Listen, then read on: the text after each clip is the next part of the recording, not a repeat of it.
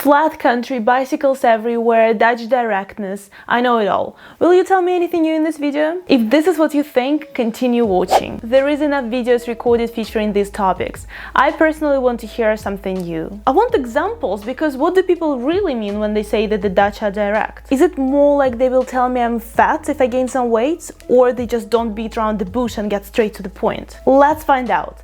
7 reasons why you should not move to the Netherlands. Let's go. As we already touched upon this, number 1, Dutch directness. According to Hofstede Dimensions, the Netherlands scores low on power distance, score of 38, which means that the hierarchy is present for convenience only. The leader is more like a coach, he or she empowers and facilitates rather than controls. On top of that, the Netherlands is an egalitarian society where everyone is treated the same way and has the same rights. Now, what does this have to do with the Dutch directness? In my opinion, the Dutch directness is rather a consequence than a reason. It's a consequence of people feeling safe and free to share their opinion. There is no need to hide, because it's not like, oh, I'm gonna share what I really think and then what? Am I getting fired? No, the Dutch like to discuss. Your opinion is welcome. Good to mention that in the north of the country, people tend to be a little bit more direct than in the south of the country. I'm a direct person by nature, so to me, the Dutch culture works fine.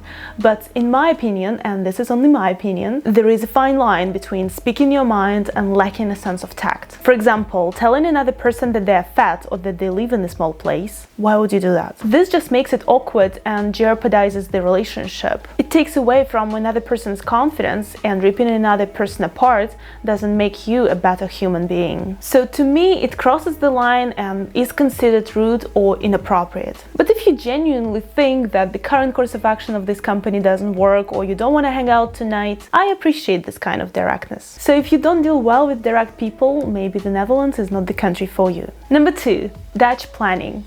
I just recorded a video where I interviewed expats and Dutchies, asking them all about the Dutch agenda and how we can plan like a Dutch. If you're interested, I will link the video here. The Dutch are careful planners and don't tend to be spontaneous. So if you want to hang out impromptu after work, chances are that you will hear something like this: let's set up an appointment in 2 weeks. Another thing that you might hear from them is, let me check my agenda. For some people it feels ridiculous, because like, why would you do this? It kills all the vibe, and you don't have to be that strict when it comes to your free time. If you're one of them, this could be a reason why you would not like to move to the Netherlands. Personally, I'm big on planning. A few years ago, I created a journal called Journal for Busy People. It's a tool to help you set goals and directions for the future.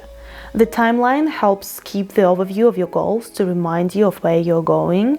The monthly and weekly spreads are there to navigate your days. It's made for busy people, as spreads are already designed for you. All you have to do is to fill it in and add your personal twist. I closed the business, but I still have a few journals left. If you want to start setting your goals for the next year, or look for a present, or simply want to support me, I will leave the link in the video description below. Number 3.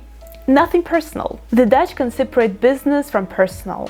They can like you very much as a person, but would still pull the plug not to extend your contract. In some countries, it's common to get perks and benefits if you have a great relationship with your boss. Here, I would not say that this doesn't exist at all, because we're all humans after all, and emotions do play a role when we decide upon who to promote and who to fire. But in my experience, it's to a far lesser extent. For example, my friend was poorly performing at his research job. His boss was super supportive and friendly towards him.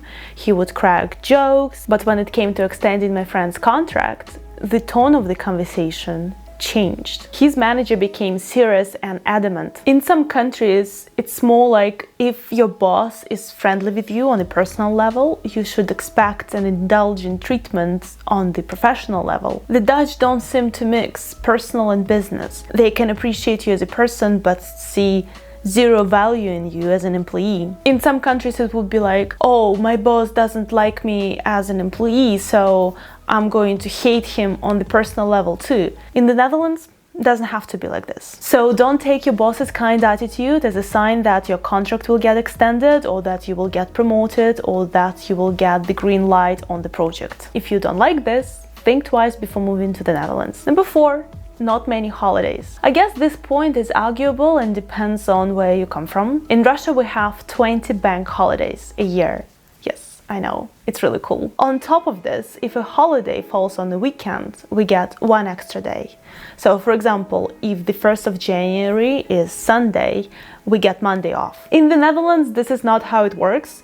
If the 1st of January is Sunday, well, bad luck, we don't get any extra day. To surprise you even further, if the 1st of January is Tuesday, we can get Monday as a bridge day. But this depends on the company you work for. Some companies might not do this. Some companies might give you Monday off, but then would oblige you to work on Saturday. And some companies would just give you Monday off without any obligation. Anyhow, my point is, depending on where you come from, the Netherlands might feel like, oh, it has so many bank holidays, or the opposite. If this is a decisive factor for you, take this into account. Number 5, it's hard for non-EU citizens. It's fairly easy to move here for EU nationalities, but for non-EU nationalities, there are different regulations. So what do I mean exactly? Not every company can hire you, which significantly reduces your chances of getting hired. The company needs to be a recognized sponsor. It's a lot of bureaucracy and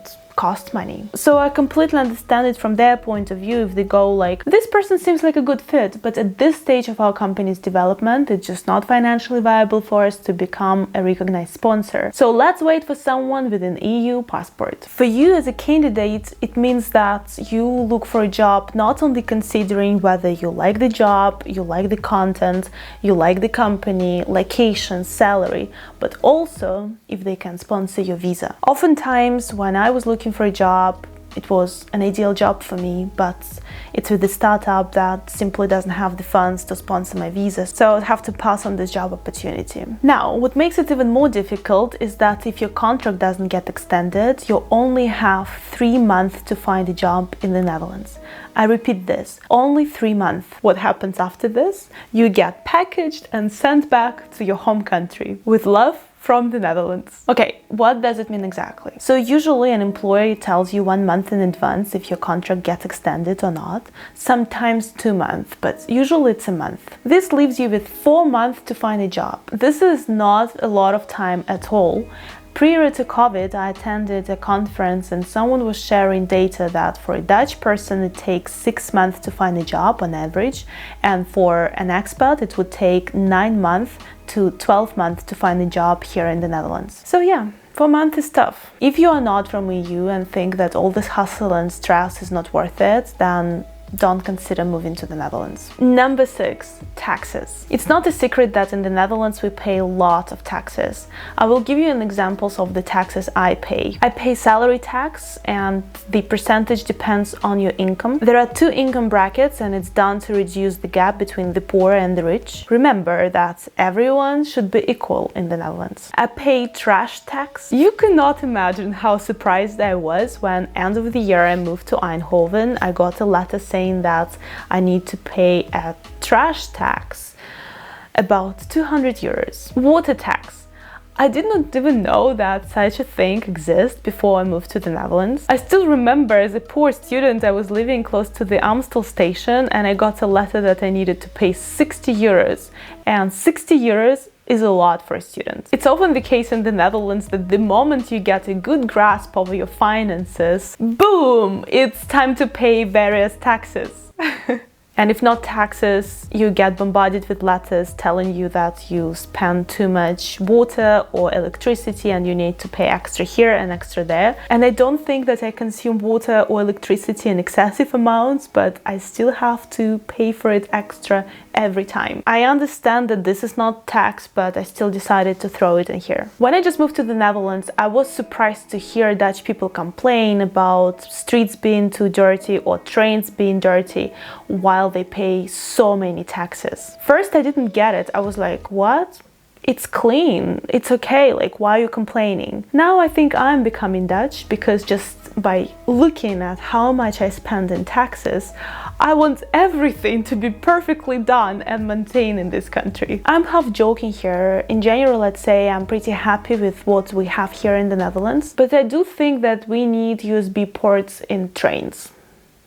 but I digress. So think about taxes and do your research before you move to the Netherlands. Number 7, expensive education. Again, when the Dutch were telling me how expensive the education is here, it's around 2,000, 3,000 euros a year for a master's or bachelor's degree, I was secretly laughing at them because for a non-EU person it would be 10,000 euros a year, or my master's costed 15,000 euros a year. But I get it now. In Bali, I met someone from Denmark. She studies bachelor's in psychology. Not only it's for free, but the government pays her around 800 euros a month. It's all relative, of course, because if you compare it to the States, where going to an Ivy League university would cost you around $60,000 a year, of course, what we have in the Netherlands feels like it's a good deal, even if you take into account the difference in salaries. I did my quick research, and according to Indeed, an average salary of an engineer in the States is